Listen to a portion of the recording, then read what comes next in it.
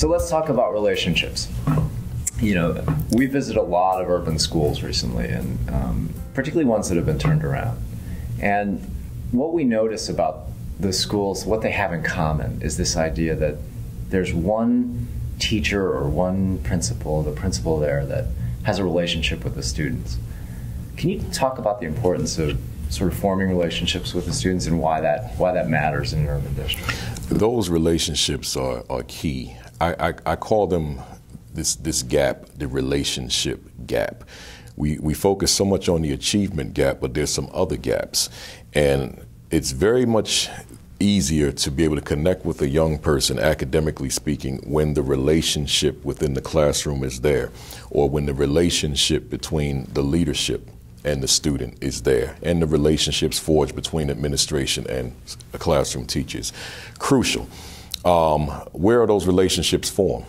One of the places is right there at the front entrance when kids are coming into the building, just being visible as the leader, shaking hands and saying good morning.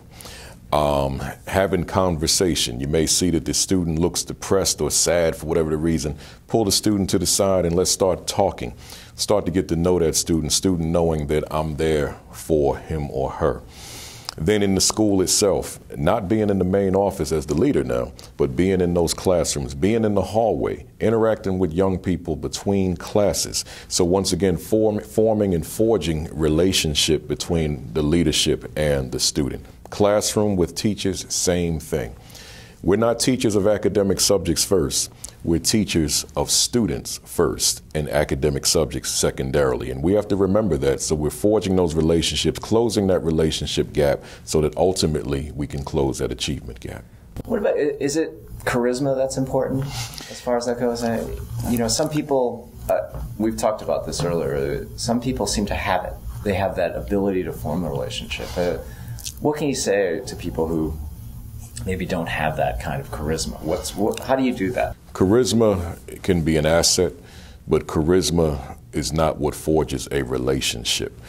Charisma, in my case, it works well for me as far as public speaking to a whole school, being able to motivate my students or staff or a group of individuals. But in terms of getting to know one doesn't have to necessarily have charisma. One has to have people skills. One has to have passion. One has to care. One has to be committed. One has to have a desire to get to know that student. So when one has those traits, those qualities, then we can still forge that relationship even if one doesn't have the charisma. Interesting. Let's talk a little bit about kind of what's happening now in urban districts. You know, there's a lot of parents who may be absent. They're not there. Is it important for the principal or teachers to become the surrogate parents in those cases? Absolutely. This is a new child. This is a new age. And what we did in the past 10, 20 years ago is not is not necessarily what we need to be doing now. As the principal, as the leader, yes, I see myself as the father of every one of those children. Doesn't mean that every child wants to see me as their father, but I'm there to be the father. If I look at myself solely as a principal and whatever that means, that's not enough. I need that child. If that child needs to reach out to me, needs to be able to access me 24/7, that child can do it. You give them their contact information? Yeah, they have my personal cell number. Every student has it. Those that do not have it, they know where to get it because their peer has it. So somebody has that number so that they can contact me whatever time, it doesn't matter, whatever time of night, it does not matter. I want to be there to be able to help them in any way I can. Same thing once again with the classroom. Teachers seeing themselves as parents to their children. When a child goes home, they go home back to their parent. But while that child is in the classroom, I want that teacher to present themselves as one who does more than just teach a subject. But I'm there for you. I'm in your corner. I'm there however you need me to ensure that you get from point A to point B. So why do you think school reform hasn't worked in a lot of urban areas? It hasn't worked because we're not looking at these other gaps that inhibit achievement. When I think about the achievement gap, that is not necessarily anywhere near the top of my list of priorities. That's somewhere near the bottom, if not at the bottom, because there are some other gaps that need to be addressed on a regular, continual, and daily basis.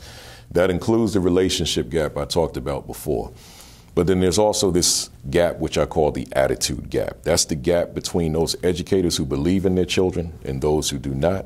The gap between those children who believe in themselves and those who do not. And the gap between those educators who believe in their own ability to get it done and those who do not.